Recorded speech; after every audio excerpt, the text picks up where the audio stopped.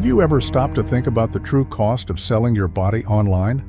I'm not just talking about money, fame, or likes, but the impact this choice can have on your energy, your mind, and your spiritual well-being.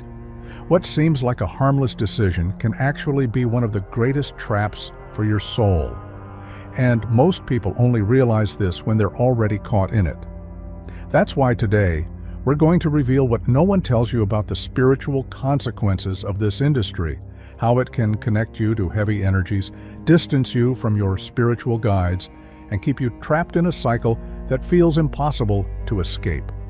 If you think this is just a matter of freedom and money, get ready to see the other side of the story before you make this mistake. Have you ever thought about what happens to your energy when you become the source of low-vibration content? It's not just about what you do, but what you project into the world. Pornography is not just a product, it's an energy, and those who create it become a channel for that frequency. The law of affinity is relentless. Whatever we emit, we attract back. When your image and intentions are aligned with uncontrolled desire and fleeting pleasure, your personal vibration starts to be shaped by those same forces. But the effects go far beyond what the eyes can see. Your auric field, which should be your energetic protection, takes a direct hit. Constant exposure to the gaze of others filled with desire weakens your energetic shield, making your chakras vulnerable. The lower chakras, linked to pleasure and survival, become overactivated, while the upper chakras, which connect to intuition and spirituality, begin to close.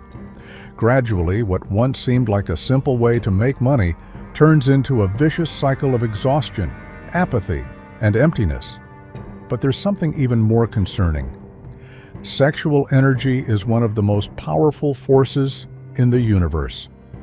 Great spiritual masters have always spoken about its ability to be transmuted into creativity, prosperity, and the awakening of consciousness. But when it's commercialized, fragmented, and exploited without a higher purpose, it dissipates chaotically. The result? An energy drain, an emotional dependence on external validation, and an increasing disconnection from your true self. And the problem doesn't stop there. This energy doesn't just disappear. Every emotional charge and every intention behind the content you create forms invisible bonds between you and the audience consuming it. But not all eyes watching you are human. There is another kind of spectator, one that feeds on the energy of desire and obsession. And this is where we get to the next problem: the invisible presence of spirits, known as obsessors, and their energy vampirism. You may think you're just selling content, but in the spiritual realm, every exchange of energy creates a bond. And some of these bonds are not easily broken. When you become the object of desire for thousands of people, you're actually creating a powerful egregore fueled by intense and repetitive emotions. The problem? This egregore doesn't just vanish when you decide to stop. It continues to exist, demanding more energy, more exposure, more involvement, and that's when many people feel trapped, as if they can't escape this reality without consequences. What starts as a simple business transaction can turn into energetic servitude. The audience doesn't just consume the content, they also consume your energy. And without realizing it, you become emotionally dependent on that validation, that constant attention. But the real danger lies in the spiritual bonds being formed with every person who sees you as an object of desire. Imagine the impact of being spiritually connected to thousands of people whose thoughts are filled with desire, obsession, or even frustration. These connections create direct energetic pathways between you and them, allowing emotions and vibrations to be exchanged without you even noticing. And what if some of these people have negative intentions? What if, among your audience, there's someone with energy dense enough to drag you down? This has happened before, and it happens every day. Because this invisible web of energetic exchanges can become a real labyrinth, where every step you take seems to pull you in deeper. But the worst is yet to come. When you enter this frequency, it's not just lower spirits that approach. Higher spiritual beings start to move away. And if you're finding this content valuable, don't forget to leave a like. It takes less than a second and helps spread this message to more people while keeping us motivated to create more serious spiritual content like this one. Back to the topic. The real issue is that this vibration doesn't just attract human eyes. In the spiritual world, spirits that seek sexual energy are drawn to the magnetism of uncontrolled desire. They approach silently, connect to your aura, and start influencing your thoughts and emotions. And the worst part? You might not even notice. These spirits are not just spectators. They feed off the sexual energy generated during the creation and consumption of content. They want to watch, feel, and even experience sexual interactions with the content creator. Although they can't do so physically, they attach themselves to you, and your sexual energy is felt by them. Like invisible parasites, they embed themselves in the energy field of those who produce this kind of material, intensifying feelings of compulsion, emptiness, and dissatisfaction. Because they feel exactly those emotions, and through the energetic bond, you end up absorbing them as well. The more people interact with your content with feelings of desire, the more energy these spirits consume. But there's something even more serious. Thought forms created by intense and repetitive emotions can almost take on a life of their own in the spiritual world.